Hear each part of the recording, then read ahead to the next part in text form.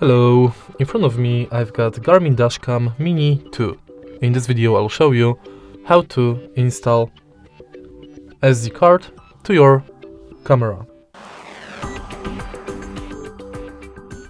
In the beginning, make sure that your SD card has at least 8 GB, and then take a look at the camera.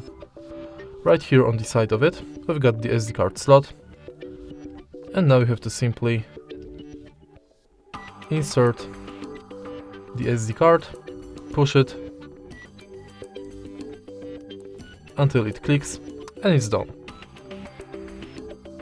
After you install the SD card and you power on the camera, you'll have to format it. And that's basically it. If you find this video helpful, please leave like, comment and subscribe.